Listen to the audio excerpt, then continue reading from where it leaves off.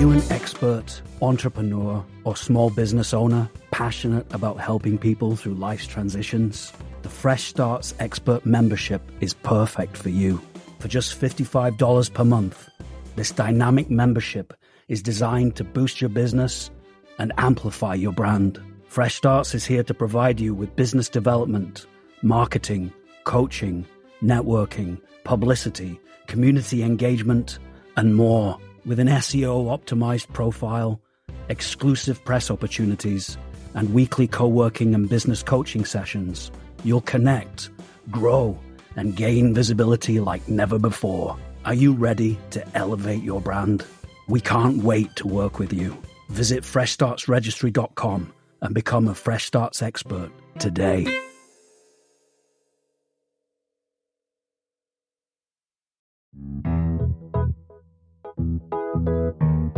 Welcome back to A Fresh Story, the podcast where we have conversations about brave decisions to start over again. I'm Olivia. And I'm Jenny, and we're so glad you're here today.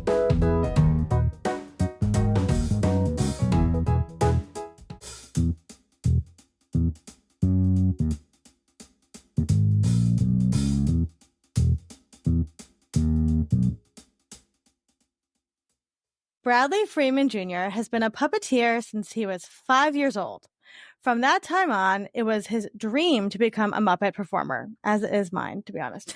He would practice every day. I am a Muppet. Yeah. He would practice every day after school, lip syncing to the sketches from season 1 of The Muppet Show, which is, we'll get into. All through elementary, middle, and high school, Bradley took puppets around to mess around with his friends and to give them lessons in the television style of puppetry.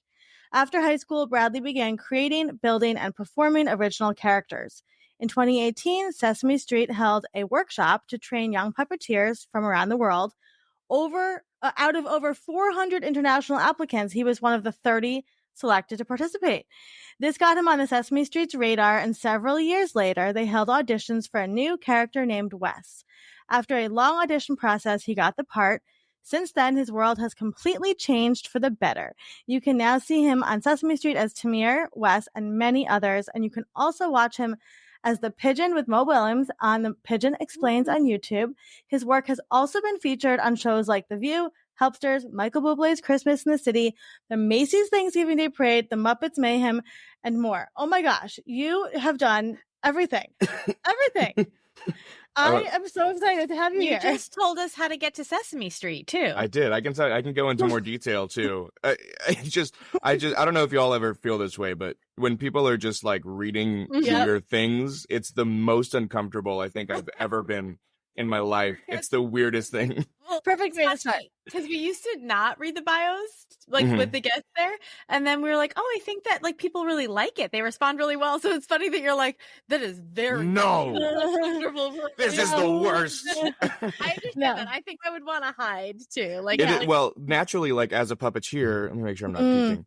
Naturally, as a puppeteer, I'm sort of used to hiding. That's sort of my whole thing. Something in front of you. Yeah, I'm used to be like, I can at least, it's not even my voice, it's not my face. So if you don't like what I do, it means you don't like the character, and I don't have to do that character again. Ooh, that's interesting. Yeah. So that's usually where it's at. But then we're like, Bradley has done this, and then he did this, and I'm like, I can't hide anymore. There's nowhere for me to hide. We're pulling you out of the puppet shadows. I very much understand. Well, we are so excited to talk to you. So we were saying before we started recording, I found you on Instagram, as I do many people on the podcast.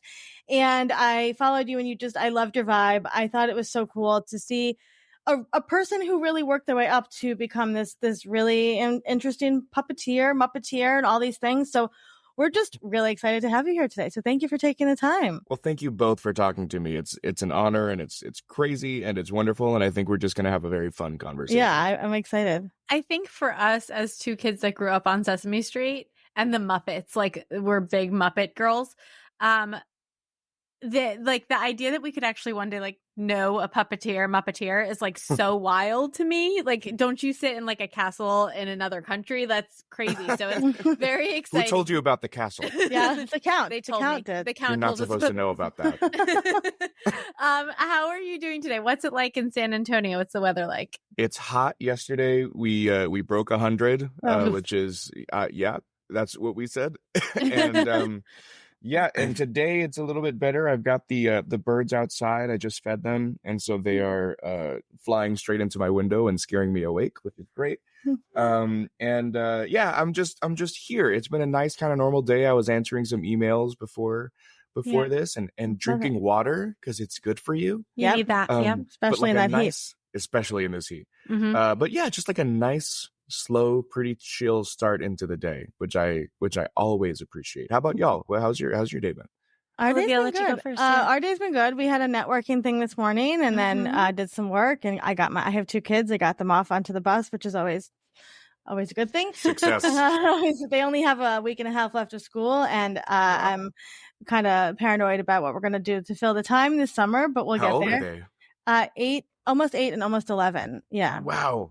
Fun ages. That's fun. My 11-year-old is awesome, and he is we're a big Muppet. Like we've watched all the Muppet show from you season together 1. are one big Muppet. We are kind of one big Muppet together. Yeah. And he would love to. He has taken over my love of writing and movies and that's great. animation, and like it's wild. I mean, you work with kids a lot, so I'm sure you know. Watching children like learn how to draw and do all these things that I can't draw. I can do a lot of things, and I'm like, how did you learn to do these things? So it's been awesome. But yeah, we're good. Jenny, how was your morning? It's good. I live in Scotland, so it's what time is it? I have no idea. 4:45. Yeah, I married an Englishman who lives in Scotland. 4:45 p.m. Yeah. Oh, good. So I'm 5 hours ahead of East time, and I don't know what time zone you are, but 8-ish hours ahead. Central. Yeah. Central. Okay. So I don't know, 7, something like that. But it was good. We had a friend over for dinner last night. And so my husband had taken off the day today because they like to play poker. So he's been just like enjoying the quiet and like loafing today. And he was up till about 5 a.m. playing poker with a friend. So I've been having a normal day, but I've been having like my captive in the bedroom just chilling. That's really sweet. That's cool. Well, Bradley, do you go by Brad or Bradley? What would you prefer? You can call me Brad. It's cooler. Chill. Brad. So I want to hear everything. So take us back to the beginning of your fresh start story. I want to hear all the details. Can you tell us how to get to Sesame Street? How long do we have? As long as you want, Brad. Keep talking. So, okay. I was born a poor black child. Sorry, it's a quote from The Jerk. But true. And so truer for you than truer for Steve me Martin, than for Steve Martin, for sure. So around the time I was 5, I mean, I grew up pretty normal childhood. It was mostly me, my mom, and my grandparents for a great deal of my early childhood development. My grandpa was always a very huge influence on me. He was very funny. He was always like the funniest guy in the room. And so I really wanted to be, like that. I also just had this weird love that I couldn't quite explain when I was 5 for the Muppets. I mean, for just like, well, not just the Muppets. I would say for things like Barney, Between the Lions, Bear in the Big Blue House, even stop motion, like Nightmare Before Christmas. That feeling that you get when something is practical, when you know that it's tangible, was like really, I don't know. There was something indescribable and very magical about that to me.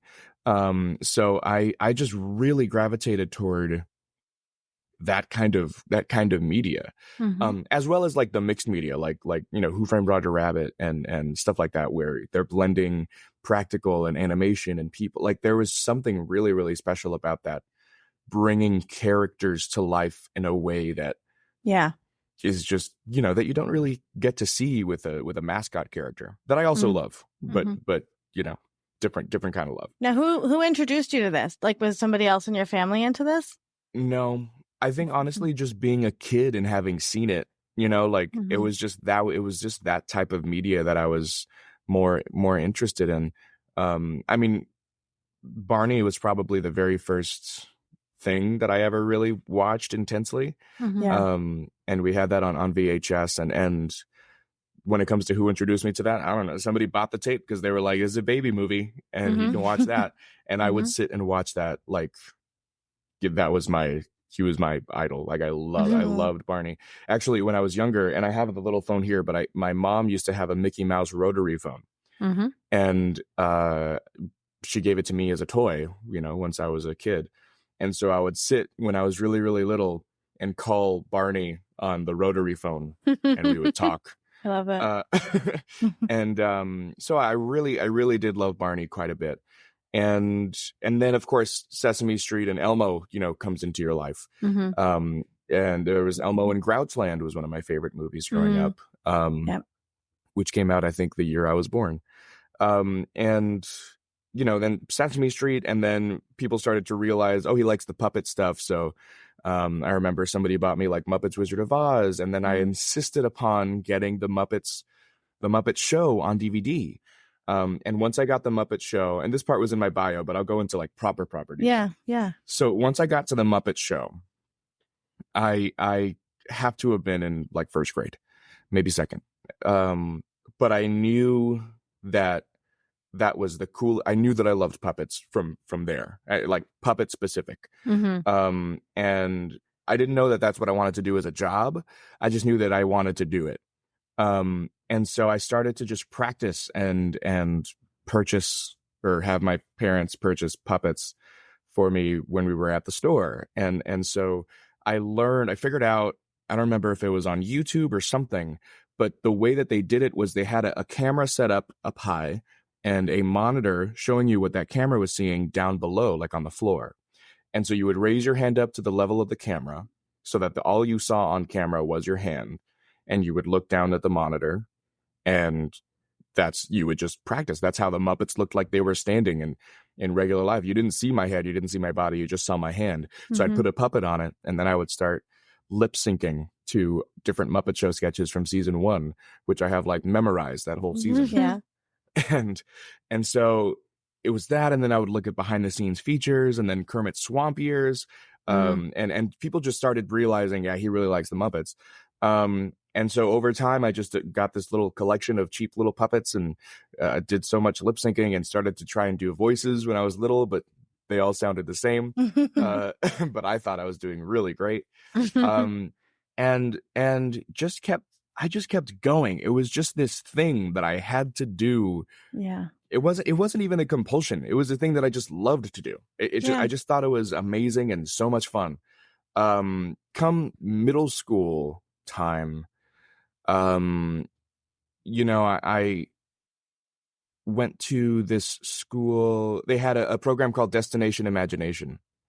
And it was one of the first times like at this school where I was really embraced, like my creativity was really embraced, or rather my weird specific interest was people thought it was cool. Yeah. And nobody had really ever thought that before. And it was encouraged. And so in this program, we had to create this like sketch, or a skit that was a live movie trailer. It's a very creative, extracurricular thing. So you have to create this live movie trailer. You have a budget of $100, including like found objects. The value can't go over $100. And I built this 7-foot tall robot out of cardboard that I would puppeteer, kind of like Big Bird, with my hand up over my head into the puppet's head, and I was seeing out of the chest in this specific case. Oops. And so I built it, I puppeteered it. He was the villain of the thing, and I ended up winning this little award called the Da Vinci Award from the crew at Destination Imagination, which was amazing. They asked him to be in this little parade, so I was in a parade as this giant robot. People were asking for pictures like constantly. And then that was my Halloween costume for the next 3 years, because why not?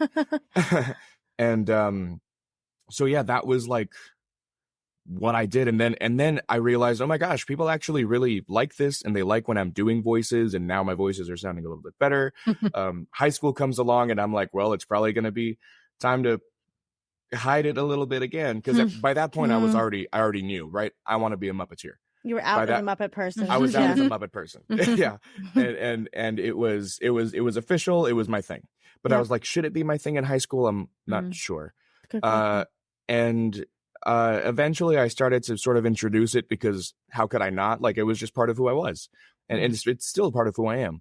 And so when I was doing like, the audio video classes or theater classes, right, puppets would end up sort of just coming into the picture, whether it was designing something for a theatrical space where it's not specifically a hand puppet, but like a big style theatrical puppet, or in the audio video class where they said, your assignment is to create a children's show. And I was like, done. So they would always come up, and it meant that I was always the person who like everyone wanted to be in my group for the project. And so I started to bring the puppets around, and the crazy thing is I didn't get made fun of, at least not to my face. And they actually had a good time with it. I would bring the puppet around, and sometimes my teachers would say, if you can improv a fake presentation right now, I'm going to give you a donut. So I did that with the puppet, and I would go behind the podium and pretend I had read a book that didn't exist, and to get the free donut, and then teach some of the other, people in my class how to be puppeteers. And I would let them get out all of the cussing with puppets, because that's what they wanted to do, like, hey, fuck you. And then they would do the middle finger and stuff. And I was like, all right, you got it out? Okay, cool. So when you said fuck you, it has 2 syllables, and you open up twice, like sort of just having fun with it. And then it ended up being like a really good time. And so it was great. It was honestly really, really great. Then college comes around, and I start working in little like local studios around San Antonio. I move up to San Antonio from Brownsville, which is where I grew up, and start working as much as I can, but it's kind of harder because I was an adult and I was trying to make money, and puppets, there's not, you don't get in that for the money. And so I was just like trying my best. And then a few years later, maybe a year or two into me being post high school, I see an ad for Sesame Workshop hosting a puppeteer workshop in New York City where you can learn from the actual Muppeteers on Sesame Street. And if you're Muppet people, you might know these names. And if you don't, for everybody else listening, I'll explain as we go. One of the people was Stephanie DeBruzzo. She's a longtime Muppet performer and a Broadway icon. She performed Kate Monster in Avenue Q. And she also performs Prairie Dawn now on Sesame Street. And she's been there for the last 30 years and played every other character you can think of. Every rock, every tomato, every dog. She's been all of it. She was also in Webberless World of Dr. Seuss. I could go on. And then there was Peter Linz, who most people may know as Walter from the newest Muppet movies. He was, with the Jason Segel Muppet movies, he was the new Muppet introduced. He's also one of the 2 old men in the balcony. And he is Harry Monster and Ernie on Sesame Street. He was also Theo on Between the Lions, which is crazy. And then there was Martin Robinson, who has played Snuffy on Sesame Street for the last 40. For the last like 42 years, he's been Snuffy. Wow. He also plays Telly Monster on Sesame Street. Also love Telly. And he also plays Slimy the Worm, Oscar's pet worm. And he designed the original Audrey 2 on Broadway for Little Shop of Horrors. He designed and performed it. I know. He's one of my favorite people. And so that's just the tip of the iceberg when it comes to his accomplishments. And then, of course, Matt Vogel, who performs The Count on Sesame Street. He also performs Big Bird and Kermit, which is arguably the most well-known puppet that has ever pretended to walk the face of the earth. And so, And so I went. I was one of, I think there were 400. It was something like that. Marty said 400, so I'm just going to believe him. People who applied, and only 30 were able to get in, and I was lucky enough to be one of the 30, which still like gives me goosebumps when I think about that. And so then I went to New York for the first time alone. I had been one time with my family. Went to New York for the first time alone, got an Airbnb, and it was going to be 3 days of learning. It was going to be my first time meeting other puppeteers. I want to cry. Like, it was crazy. So exciting. It's such a beautiful story. I was 20 and I'd never met another puppeteer. And so I was like shaking with excitement. And I remember showing up and walking into this room because the offices are right across from Lincoln Center. So I walk into the offices, and who joins me in the elevator but Peter Linz is standing right next to me. And then this is like, I don't know why Gary Busey's the first, but like somebody who's like who a really big fan of Gary Busey, right? Walks in, or like, Do you or think like that anybody's a really big fan of Gary Busey? Gary Busey. Gary Busey's mom. Gary Busey's mom. I would say, like, you know, to a big music fan, it's like Mick Right. Jagger Yeah. is like Right. standing right next to you. You know, Yeah. It's your idol. I mean, this is my right. guy. You This know, is like, yours. these are my people. Yeah. And so he's standing next to me, and I'm just trying to be cool, you know. And we get off on the elevator, and we go to this room, and I remember walking in and seeing all these chairs set up, and seeing a couple people had already walked in, and seeing Matt sitting there, and Stephanie and Marty and Peter, and just being like, I can't believe I'm here.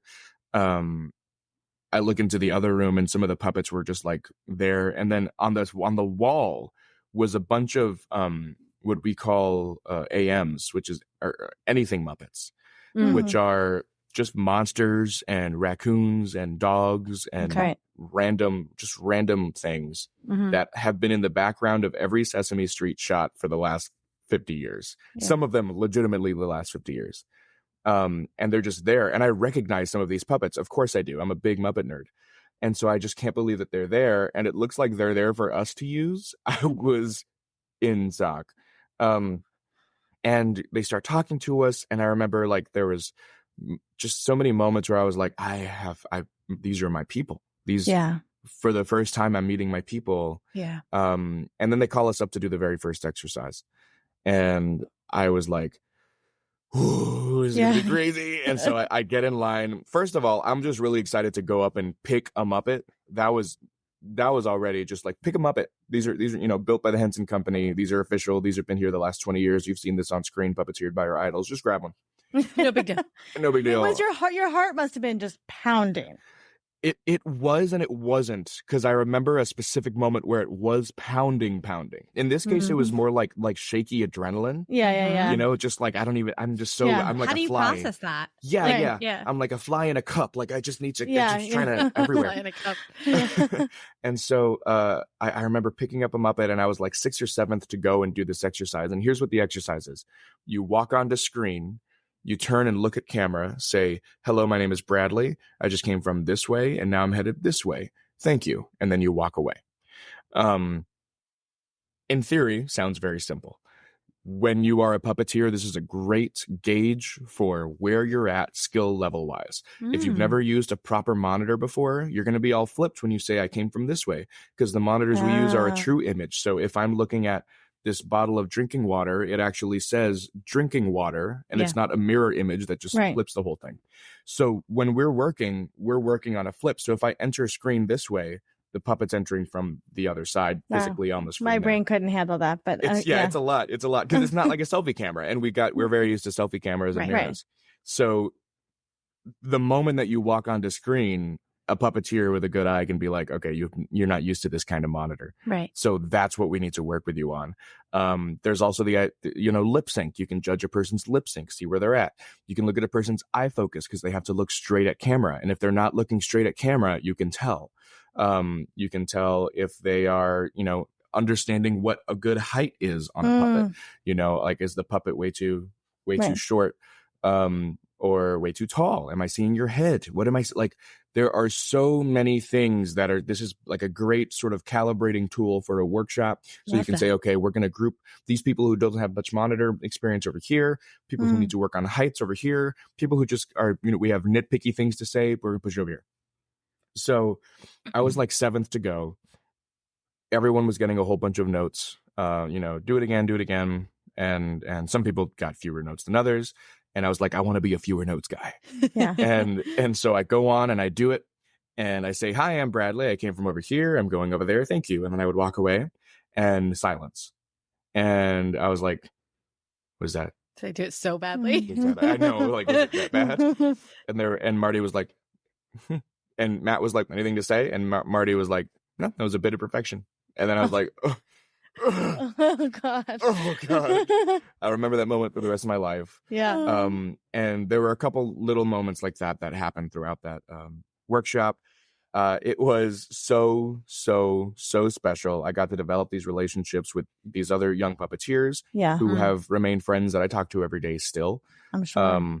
and with these Muppet performers who I'd never met before, who were just so nice and normal. I was going to ask, I'm assuming everybody in that world is just good people, like nice people. Yeah, I mean, you'll always find a bad egg, but like they don't last long. Yeah. Because we don't want to work with people we don't want to work with. No, because there has to be, and I want to talk about this a little bit later too, but Yeah. there has to be an element of playfulness and joy, right, that you bring to work every day. And if you're not showing up with that, like you said, you're not going to last long, and you have to put your ego aside to be that goofy person. Yeah. Yeah, because we're also like all sweaty puppeteers on the floor and nobody knows who we are. So there's kind of not any room for ego. Right. And we're also, I mean, these puppets are small and the people are big. So we have to be very, very, very close often, like just all the time. I've been in positions with people that I've looked up to that I never thought I would be in. But you got to get the shot. Armpit to face. Yeah. Armpit to face, or like face on neck, or like just like, you're like, just like I idolized you. And now I idolized know you, what your neck and now, tastes like. and now you're little spoon to me. And so it's and like, I still. and so it's just it's weird. Yeah. So you have to put the ego aside, and if it's there, then you're either a person that everyone says, "Ugh, they're here," or you just don't last very long. Yeah. But yeah, there has to be playfulness and joy, especially if you're going to be lasting 20, 30, 40 years in this industry. And so I met these Muppeteers, and I was like, we are cut from the same cloth. It felt that way. What an important feeling to feel, and like to find your people. It is it is intoxicating. Can you imagine like having this thing that you've done your whole life and getting there and realizing I don't like these people? Right. That would be so heartbreaking. Horrible. And so like I you know, I've been lucky for a very long time, especially in that I knew what I wanted to do from such a young age. Yeah. And then getting there and meeting these people, they're the same, you know, we all share the same interests, or not even the same interests, but we share the same goals, but we don't share the same interests, which makes things very interesting because we're all learning about different things from each other, like regular people. We're not all just like puppets. Yeah, puppets. Oh, cool. Puppets. Everyone's into their own thing, and it brings that knowledge and joy into what they do, which makes these characters so rich and how do you say, you know, diverse and wonderful. Three-dimensional too. Three-dimensional, especially. So, you know, after the workshop, I was on cloud nine. I started to take myself more seriously. People started to take me more seriously because now I was trained by Sesame Street. So that adds this level of legitimacy that was amazing. I did Avenue Q, a community theater production of Avenue Q here in San Antonio. And then COVID hit shortly after that. And I started to like do more, funny enough, because I was stuck at home. So I finally made like a demo reel of my puppetry stuff, and I sent it over to Marty Robinson. And actually no, he reached out to me. Oh wait, speaking of fresh starts, let me go into this little story. Yeah. So there was one day, it was several years after the workshop, it was during COVID. Sesame had a couple of auditions between the time that I was at that workshop and this time that I'm talking about. And I hadn't been invited to any. And there was part of me that was a little bit hurt. And the other part of me was like, I don't deserve anything. Like there's not, you know, that's fine. They can do what they want to do. I don't have to be included. I already can say that I got to go. You were young, right? Yeah. I was, at that point I was 19, I think. Right. Or 20, something like that. And so, or 21. I want to say I was 21. And so, and I was like, that's okay. It's okay. It's fine. They're allowed to do what they want to do. And honestly, I'm excited for the people who are getting these opportunities. And there was one night where I was like in the car and it was dark, and I just had this epiphany, where I was like, you know what? I love the Muppets. I love Sesame Street, but Sesame Street is like the NBA of puppetry.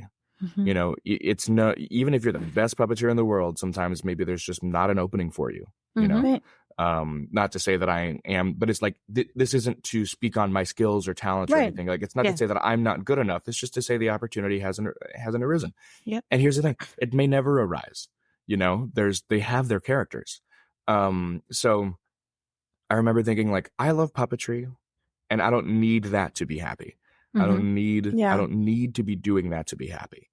I will be okay. I will keep it in my life. I can, do creative things on the side. I can do video editing. I can do all sorts of things and still be very content and very happy and very fulfilled.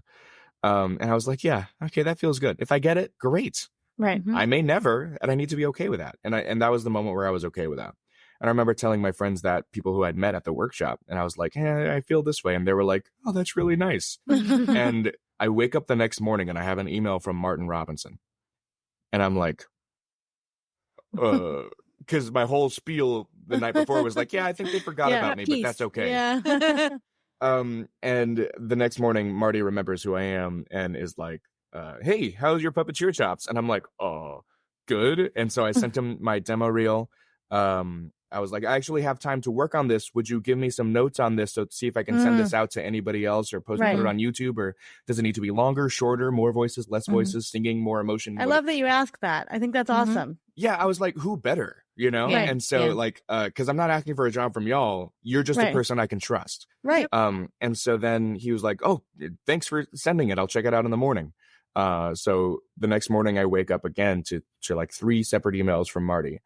One of them says, hey, just checked out your demo reel. Really loved it. I'm going to send it over to Matt Vogel. And I was like, oh my. Okay. And then the next email said, hey, Matt loved your reel as well. We're going to send it over to the producers. The way that the camera, by the way, is functioning right now, it's like zeroing in on your face. It's dramatic. It's very dramatic. It's so good. It's great. It's my favorite story I've ever heard. Yeah. It's going just as rehearsed. Perfect. And then he said, hey, the producers loved your video as well. Where do you live again? And I'm like, wherever you're like, I haven't had coffee yet. Yeah, I was like, wherever you want me to live, Mr. Robinson. And so he said, to put it all into a nutshell, he was like, the producers will be reaching out shortly for an audition. And I was like, what? Yeah, Brad. Yeah. And so then they reach out. Marty is helping me along the way, and he's just been, he was such an amazing help throughout that whole process. Then we have a Zoom audition, and they mail me a rehearsal puppet. And so I was like, I am taking pictures of every single angle of this thing because I'm never going to see another Muppet again. And so I just took so many pictures, and I was like, there's a Muppet in my house. And so then I wasn't nervous until the moment I was sitting at my desk with my computer there, and it says, waiting for host to let you win. And the host was Sesame Workshop. And I was like, I think I'm about to audition for Sesame Street. I think that's, whew. And then I started to like feel it. Yeah. And then who pops up on my screen? It's Matt and Marty, and one of the producers, her name is Ashmu. And I was like, I was like, hi. And then, between the time that I had seen Marty for the first time and this time I had grown facial hair, he was like, when do you grow that stupid thing? And then I was like, okay, good. I feel at home now. Yeah. And so then I did the audition. I was auditioning against people who I had looked up to for a very long time. And I was like, I can't believe I'm so honored to even be in the same pool of talent that you're pulling from for this. A few weeks later, I'm walking around Target, and I get an email from one of the producers, Bryce, says, hey, Bradley, thanks for taking the time to audition for Wes. The name of the character was Wes. And I was like, oh, I didn't get it. No one starts a congratulations email with thanks for taking the time. Yeah. And then I read the rest, and it says, guess what? The team would like to offer you the role. And I was like, oh my God. And so I'm standing in the middle of Target, hyperventilating, because I'm like, I think my life just changed. Yeah. I remember talking to myself before I got the results of the audition. I said, like, either my life changes and things go really well, or things stay the same and things aren't bad right now. Right. We're okay either way. Right. And I was like, oh, cool. The better option happened. I mean, that's amazing. So who was your first phone call? My mom. Yeah, definitely my mom. And then I walked over to my, she was, it was just a lot of craziness. And then I walked over to my aunt and my grandma, who I was Christmas shopping with, and we hugged and cried for a moment. And then I called my dad, and I was like, because I'm Bradley Freeman Jr., and I was like, hey, guess what? And he was like, what? I'm like, your name is going to be in the credits of Sesame Street. And I've never heard his voice so high. And I called my theater teacher from high school, and it was just I also felt so like illegitimate calling these people, because I was like, I haven't even seen the puppet. Like, this could have been a mistake. They could have emailed the wrong guy, and now I have to call everybody back. So I was actually kind of hesitant to call people. I understand that. But luckily it all turned out okay. I started puppeteering Wes. My first day on Sesame Street was actually captured in this documentary called 50 Years of Sunny Days. And so I get to, if I ever choose to, and we'll see if I ever do, but I can go back and relive that moment a little bit, because they captured my first time like puppeteering, and it was crazy. And then from there, things just kind of snowballed into awesomeness. I auditioned to be a part of the Disney Muppets reached out a couple months later and said, hey, would you like to participate in this workshop? And I was like, well, no. I said no because the email is from Disney Live Entertainment. So I was like, oh, I think it's for the Disney parks. And so I can't really like just relocate to Florida right now or to LA. Yeah. That's going to be hard. So I was like, no, that's okay. Thank you. And they were like, I don't think you understand. And I was like, oh, okay. And so I remember auditioning, and I got a call a few weeks later, and they were like, okay, good news, bad news. And I was like, okay, bad news. And they're like, you won't be able to attend the Disney Muppets workshop. And I was like, oh, why not? And they were like, I was like, they didn't like the video. Like, do they have notes or anything? And they said, actually, here's the good news. They liked your video so much, they just want to hire you outright. So you're just part of the team now. I was like, what the hell? They're tricksters, these Muppet people. Like, oh, God. I was like, can I still go to the workshop though? And they were like, no. I was like, oh, okay. So I was like, do I just sort of sit until they make another movie in 5 years? And they're like, well, it won't be 5 years. And then they were right. Like 2 or 3 weeks later, I get a call to do some stuff with Miss Piggy. A few months later, I take over the character of Tamir, who's a main character on Sesame Street. Maybe about a year after that, I start working as the Pigeon with Mo Willems. And Timmy Twiddlebug, another character that I'm voicing for Sesame Street, just premiered a couple days ago, so I can finally talk about that. But the Twiddlebugs are back, and I'm one of them, which is amazing. And yeah, now I'm sitting here talking to you. Wow. And so you split you still live in San Antonio. Yes. But you, like, what does that schedule look like? Like when you fly up to Queens, where's the... So yeah, when we shoot the season, like the full season, like the street set it's itself. At Silver Cup, right? No, it's actually at Kaufman Astoria. Oh, Kaufman Astoria. I used to live right around the corner from there. Oh, really? Yeah. I lived on 36th Avenue. Oh, yeah, right on 36th there. Street. Yeah, right there. Yeah, I love that area. It's a great area. There's a lot of good food. Yeah, some really good arepas. Have you had the arepas? Yes. Yes. Oh my I miss those gosh. in Scotland. I want to ship a couple this way, please. It's like my favorite food in the whole world. Yeah, I'm gonna freeze dry and send them that way. We shoot at Kaufman Astoria when we're shooting the main season. So we're there for about 4 months out of the year usually, and then the rest of the year, music videos, some celebrity interactions, specific messages, blah blah blah, little things, TikToks. We shoot that in the actual offices, which is on Broadway, 1900 Broadway, right across from Lincoln Center, which is where I had the workshop, which is where we just shoot stuff all the time. And so my schedule is usually like, how do you say, like usually 2 weeks out of the month. I would say on average, about 2 weeks out of the month, I'm traveling between LA, New York, and sometimes DC now, which is interesting. But yeah, that's. I don't get to be home a lot, but when I am home, I sort of just sit and do nothing because you deserve it. Yeah. And puppeteering is a very like mentally and physically draining thing. So yeah, I just sit and chill. But yeah, it's a nice, when the schedule is going, it's hectic. But we do get these nice little breaks in between, and but yeah, it's not too crazy. I actually really like it. I like being able to come to a home that's sort of separate from all of the craziness. Yeah. I imagine like stepping outside of it. Your mom and your grandmother and your aunt and your dad. I know what it's like. I'm a very dedicated aunt to those little boys, and I know what it's like to watch them want things and to enjoy things and to be interested in things that other kids aren't interested in. And so to imagine what it would be like to watch one of them grow up and get to be like, if like, you know, for you to watch them get to grow up and like kind of get that NBA gold, you know, I can't imagine how satisfying that must have been for them and how excited they must have been for you. Yeah.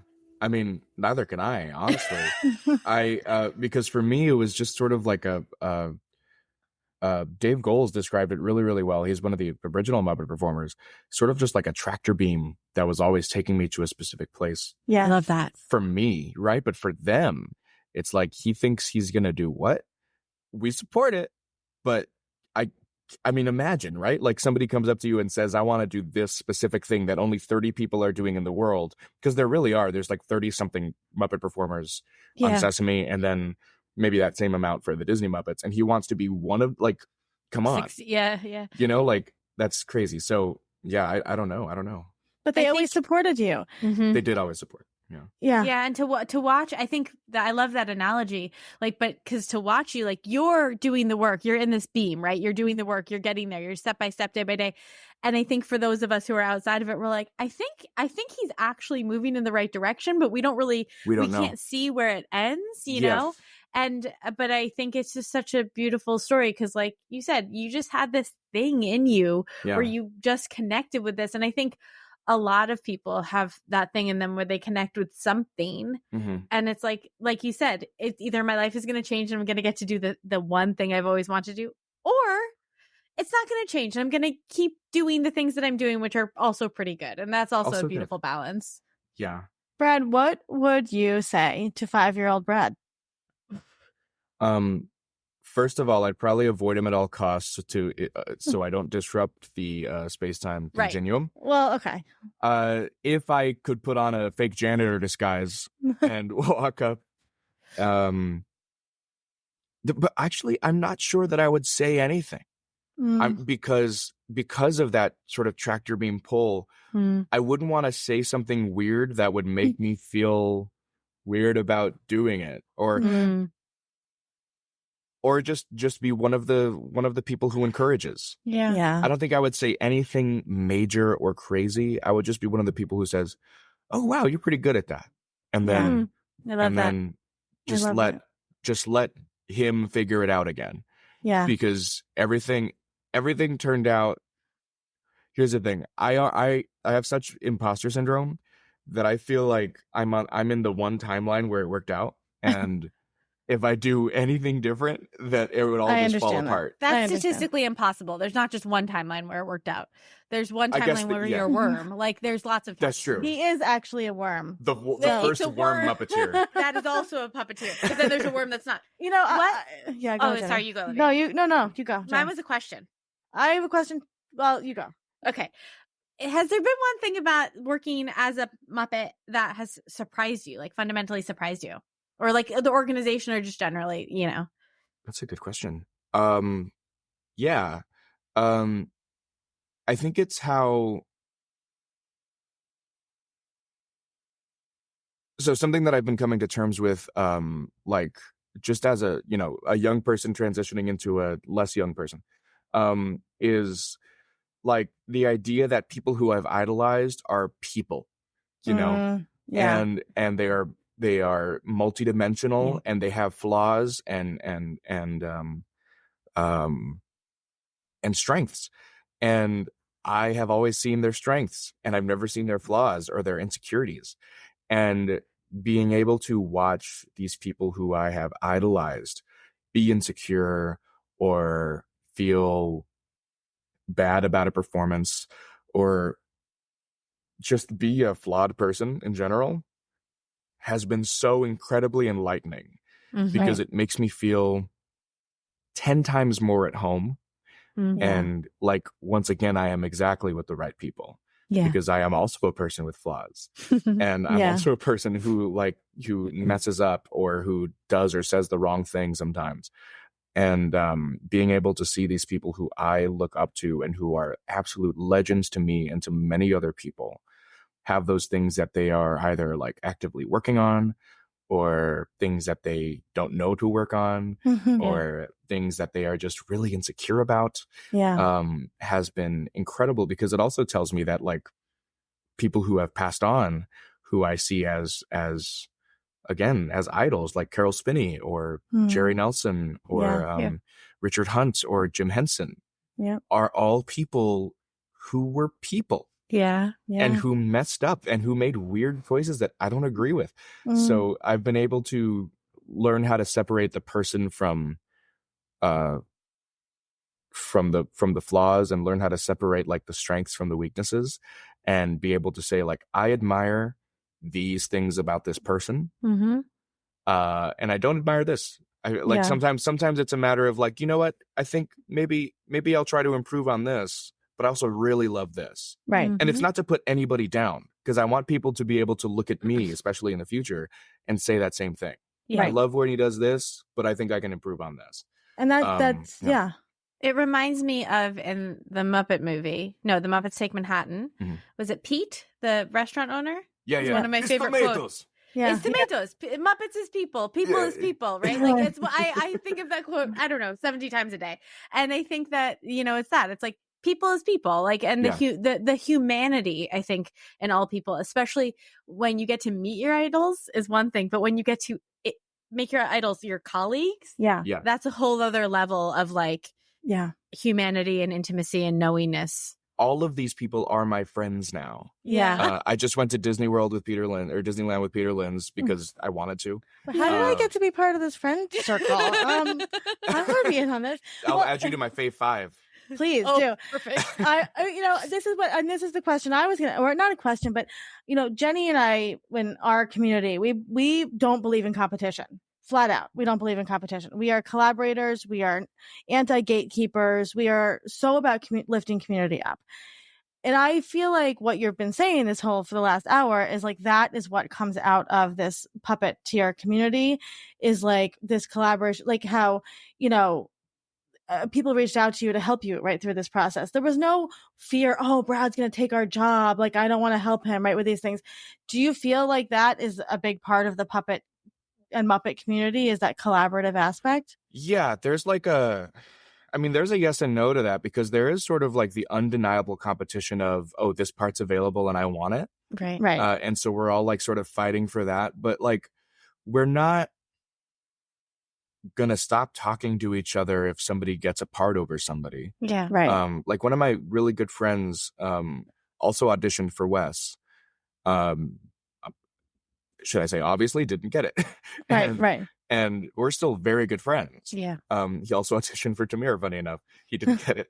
But again, we're still very, very good friends. And I support him a lot. And whenever I'm doing one character and the other characters in this team, I'll have him double for me. Like he's usually my default go-to for that. I suggest him for jobs all the time. Right. And he suggests me for jobs when he can. And it's like there is that bit of competition, but we're all clapping for the winner. Yeah. Right. And we mean it. And we're just proud of the person who got it. And the cool thing about this group, for the most part, is we all just really trust each other. And so if you're not the person who got it, it usually goes to somebody that you trust to take care of this role and honor the legacy of a character or the origin of a character or just the spirit of the mission of Sesame. Right. Right. Or the Muppets or just anything. Yeah. We're going to probably go over like 5 minutes if that's okay. We can go over as much I literally could talk about this with you forever. Before we let you go, I have very, very deep feelings about the importance of the Muppets in the world. I would love to know what you think. Why do we need to have the Muppets, especially at times of crisis in this universe? I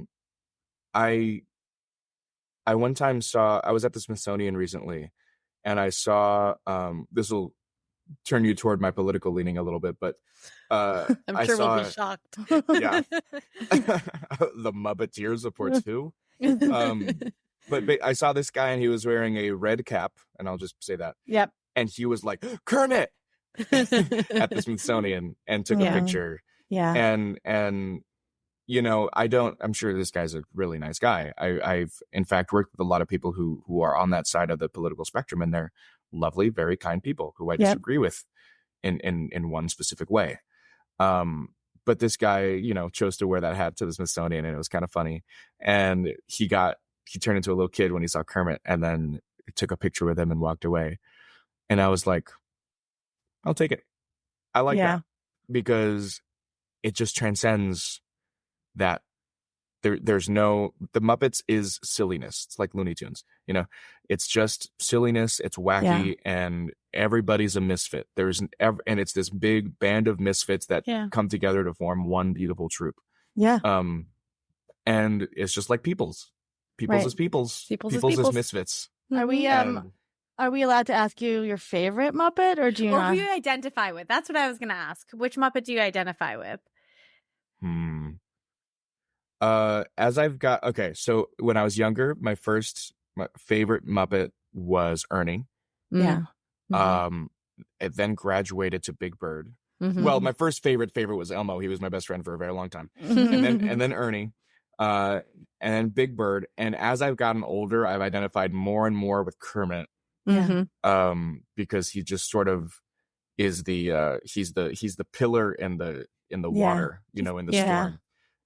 But here's the thing to remember. Yes, Kermit is the one calm point at the center of the storm, but he caused the storm. We just that's me. That's why I identify with him so much. I now get it. Thank you, Brad. I love that. So before we let you go, and I'm gonna cater this question. I'm gonna tailor this question a little bit. We normally ask for wise words for anybody going through a fresh start, but I also want to hear, because I'm gonna have my 11-year-old listen to this episode. What would you say to a kid that really wants to pursue their passion? Because you did it. Like, that light beam was exactly your future, right? I once had a psychic say to me, the book is written, right? The book is done. So what would you say if there's an 11-year-old, 12-year-old, and they do have a unique passion, and maybe it is working for Pixar or Muppets or whatever it is? What would you say to them? There's a lot of things I think that I would say to them. If you're doing it for money, stop now. Yeah. We understand. Yeah. Like startup founders. Yeah. And also, how do you say this? You sort of have to learn how to discern what people are saying about what you're doing, because a lot of times when you're interested in something that's very niche, everyone's like, "Oh, you're so good at that," but it's because they don't really know. They have nothing else to compare it to, right? And if you're objectively bad, then sometimes they're like, well, sometimes they'll say the same thing, but but it's also important to be able to not only critique yourself and be on the constant journey of improvement, but also to learn how to take notes from other people, because other people are your audience. And so if there's somebody who doesn't know how to articulate a note, you can figure it out. And sometimes it's actually, a lot of the times, it's a really good note, even if they're not from a puppeteer, and you just know how to filter out what they're trying to say into puppeteer words. But I think just being willing, able, and have the mental capacity to be on a constant journey of improvement. No matter how far up you get on the chain of whatever it is that you're trying to do, you're always a student, and you can always be better. You're never the best. You can always be better. I think that's kind of a universal thing. Yeah, absolutely. Absolutely. So, most important question, what was the last thing that you ate and really loved? I made these sliders last night that were actually pretty good. I was just burger patties on Hawaiian rolls with cheese. Oh, Hawaiian rolls. But I was like, this is a winner. Amazing. I really liked that. Also, I had these oysters one time in Newport. Oh my God, I've never eaten so many oysters in my life. They were so good. They were so fresh. Oh, amazing. Will you promise me to go get an arepa in my name next time you're in New York? Of course I will. Okay. I'll take a picture. I'll write your name on it. I love put a it. J on it. I like the Reina Arepa from Arepa's Cafe on 36th Avenue. Oh, I haven't had that one. I've been to really Arepa's good. Cafe, but I haven't had the Reina. It's got like avocado in it. It's very good. Brad, what is coming up for you next? Like, what do you have going on? Well, every Friday we've got The Pigeon Explains coming out on the Mo Willems Workshop YouTube channel. There's new episodes of that every Friday. New episodes of Sesame Street are still coming out, I think, for the next couple of weeks for season 54. So we can see some of that. And season 55 premieres in November, which Amazing. is 55. Amazing. A lot of seasons. Changed the world. It changed the world. I lost like 4 hours on that. I think it was like a Defunct Land documentary all about Jim Henson. Yeah, the Jim Henson one. I was riveted. Like, it's I haven't so finished good. it. I don't know why. It feels so like I'm almost worried to watch the biopic that's coming out on Disney Plus. Yeah. I'm almost worried. I'm gonna do it. Yeah. But there's something about it that it's just so close to me that I'm like, now it just feels, but I'm going to do it. I don't know what the hesitation is. It's my friend Nikki always says you have to emotionally hydrate before that. I don't know what that means for you, but you gotta figure out what emotionally hydrating is. I do need to figure out what that is. Amazing. But, first of all, this was probably one of my favorite conversations I think we've ever had. Was it a conversation? I felt like it was a monologue. I'm sorry. Oh my God. No.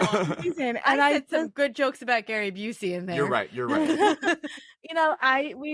have such a beautiful energy and personality, and I understand imposter syndrome, but if I could shake one thing out of you, it would be that, because I want you to see where you are and like what you do, and you literally get to go work on Sesame Street, and that's, like you said, there's only a certain amount of people in the world that can do that. Yeah. So, as your new best friend, I'm telling you, I'm gonna leave this conversation and try to explain to my English husband how much it meant to me, and I will probably cry in recounting it. Like, if that helps set the scene at all.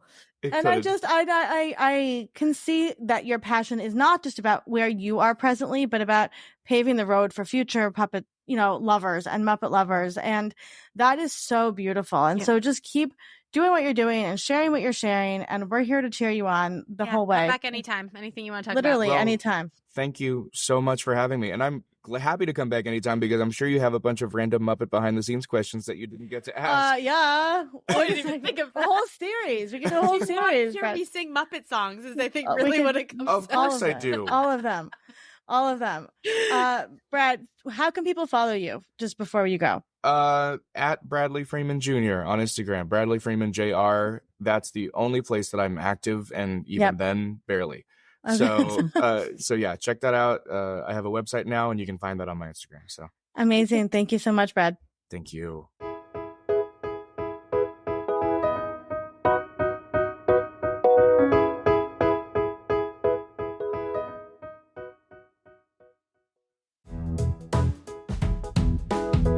Thank you for listening to today's episode. A Fresh Story podcast is produced by Fresh Starts Registry, the first and only platform for everything you need to begin again, from home items to Hype Team and everything in between.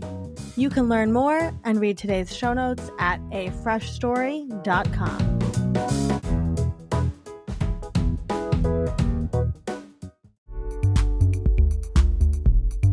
Are you a freelancer, solopreneur, writer, creative, or professional looking to achieve your goals within a supportive community? Have you found that working from home on your own gets lonely? That you're missing the accountability and community of a positive workplace environment?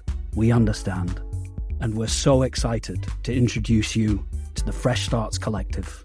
For just $35 per month, gain access to 6 daily offerings a week, including virtual co-working, open office hours for business coaching, accountability sessions, and networking opportunities.